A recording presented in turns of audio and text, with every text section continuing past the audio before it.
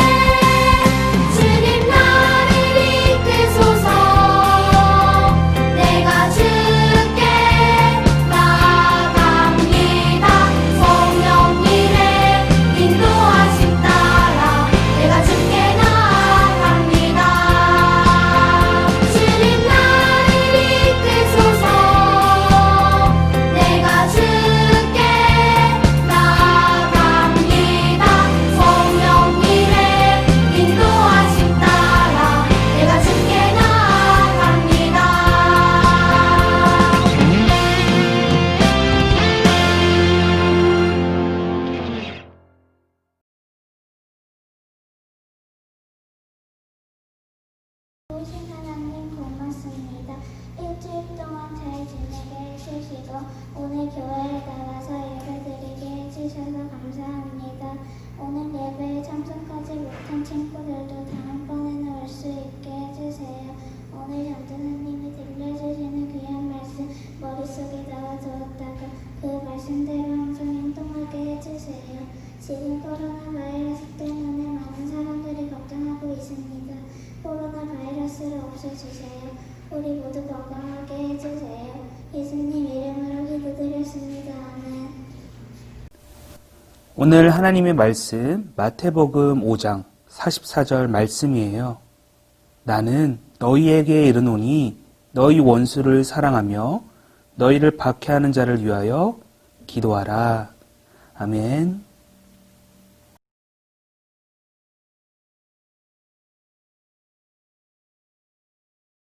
샬롬, 친구들 잘 지내고 있나요? 안타깝게도 함께 예배드리기 어려운 상황이라서 이렇게 영상으로 친구들을 만나게 되었어요.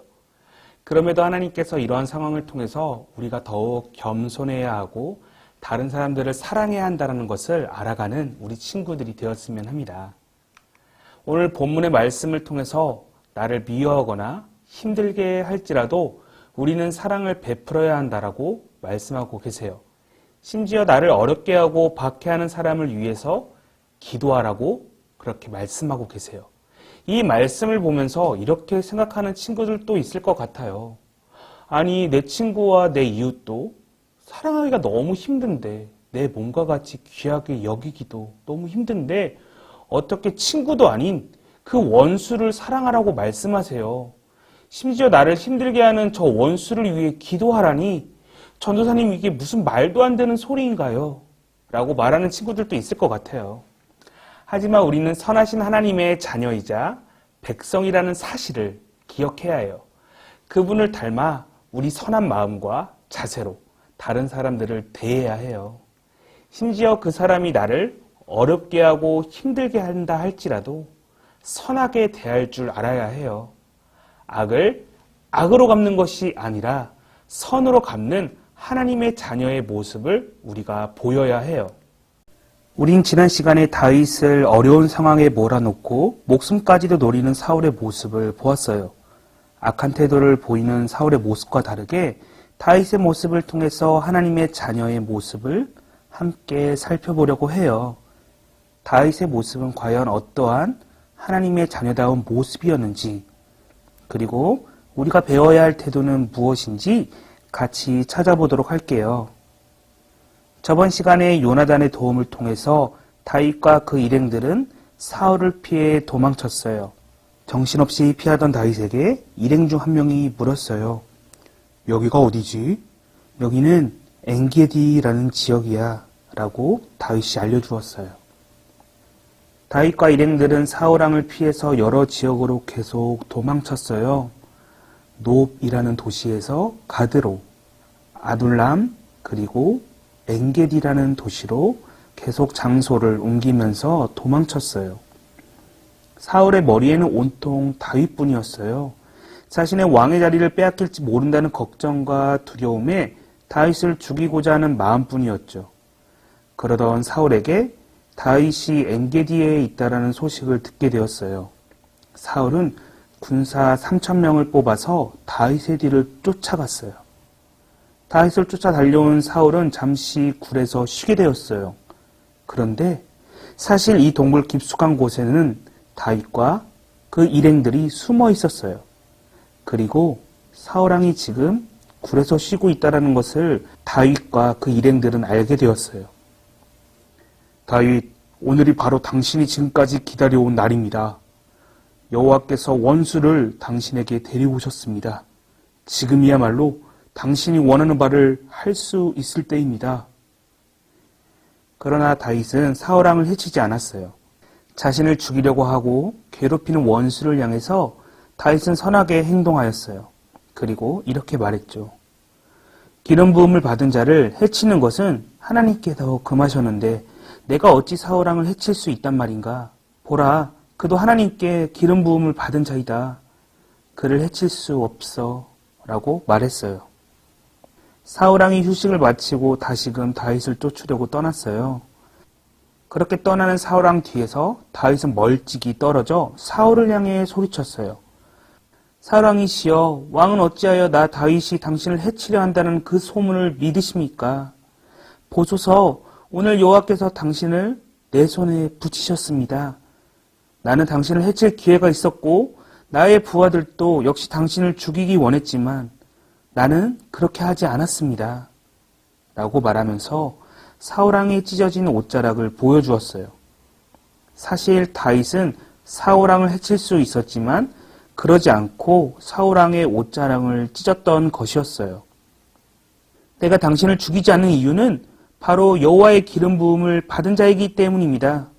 내가 당신을 죽이지 않고 옷자락만 벤 것은 내가 당신께 죄를 범하지 않았다는 것을 보여주기 위해서입니다. 이에 사울왕이 말했어요. 누구냐? 이 목소리 다윗인 것이냐? 그래, 너는 나보다 낫구나. 나는 너를 학대했지만 너는 나를 선하게 대하는구나. 내가 오늘 나를 죽이지 않고 선하게 대한 것처럼 하나님께서도 너에게 선하게 대하기를 원한다. 후에 내가 이스라엘의 왕이 된다면 나의 가족들을 멸하지 않겠다고 약속해다오. 이 말에 다윗은 그렇게 하겠다고 약속했어요. 그리고 사울은 자신의 왕궁으로 돌아갔어요. 친구들, 혹시 친구들을 미워하는 다른 사람들을 향해서 복수하고 싶었던 적이 없었나요? 나를 놀리고 비웃거나 혹은 뒤에서 수군거리고 나를 따돌리는 모습들에 대해서 화가 난 적은 없었나요? 나의 것을 함부로 하거나 강제로 가져가는 친구들도 있지는 않았나요? 그리고 이런 친구들에게 언젠간 내가 복수하겠다라는 그런 마음 생기지 않았었나요? 미워하는 사람에게도 우리는 선한 태도로 대해야 해요. 로마서 12장 21절 말씀에는 악에게 지지 말고 선으로 악을 이기라 라고 우리에게 말씀하고 계세요. 예수님께서는 우리가 꼭 지켜야 할 계명이 있다고 말씀하셨는데 이것을 누가복음 10장 27절 말씀이 잘 나타내고 있어요. 내 마음을 다하여, 목숨을 다하여, 힘을 다하여, 뜻을 다하여 주 너의 하나님을 사랑하라. 그리고 내 이웃을 내 자신과 같이 사랑하라. 그렇게 말씀하고 계세요. 하나님을 사랑하는 것이 첫 번째이고 그리고 우리의 이웃을 나의 몸과 같이 사랑하라고 그렇게 오늘 성경은 우리에게 말씀하고 계세요. 우리가 나의 이웃과 나의 친구들을 사랑해야 하는 이유는 바로 모든 사람은 하나님의 형상으로 창조되었기 때문이에요. 나도 하나님의 형상으로 창조되었지만 똑같이 나의 친구도 나의 이웃도 하나님의 형상이라는 것을 기억해야 해요. 우리 모두는 하나님의 자녀들이자 귀한 사람이라는 것을 기억해야 해요.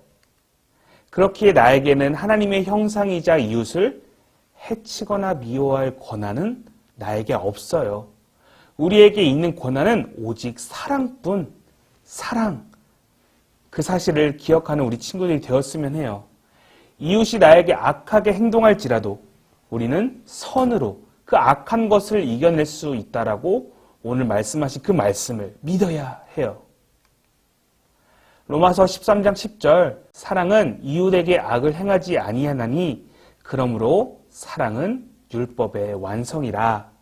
이 말씀처럼 예수님께서 우리가 지켜야 할 계명의 최종적 완성은 바로 미워하고 저주하는 것이 아니라 서로 사랑하라고 그렇게 말씀하고 계세요.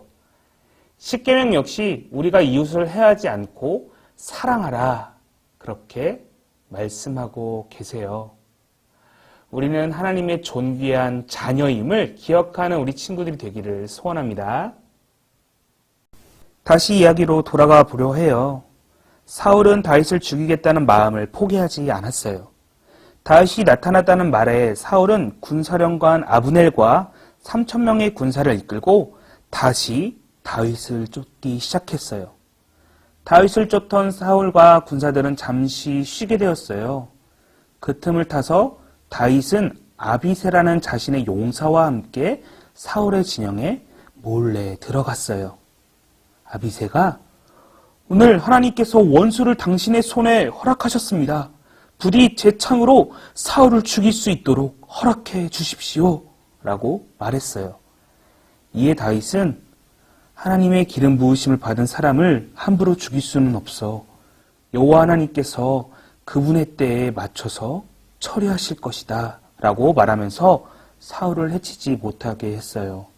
그리고 사울의 머리 곁에 있던 사울의 물병과 창을 가지고 나왔어요. 그리고 다윗은 건너편 먼 산 꼭대기에 올라가서 사울이 자고 있는 방향으로 소리쳤어요. 아브넬! 사울의 군사령관 아브넬을 불렀어요. 아브넬은 왕을 깨우는 너는 누구냐? 라고 말했어요. 다윗은 너는 이스라엘의 용감한 군인이 아니더냐? 너보다 위대한 군인이 또 누가 있겠느냐? 그런데 너는 왕을 지키지 않았다.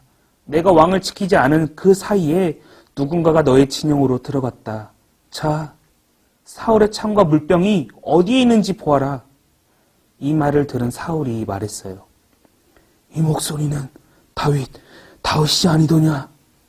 예, 왕이시여. 왕은 왜 계속해서 저를 잡으려 하십니까? 제가 무슨 죄를 지었습니까? 그래, 다윗. 내가 아닌 내가 죄를 지었다. 다윗, 너는 나에게 돌아와라. 오늘 내가 나의 목숨을 살려주었으니 내가 이제는 너를 해치지 않겠다. 지금까지 내가 다 잘못했다. 하나님께서 모든 사람의 선행을 갚아주실 것입니다.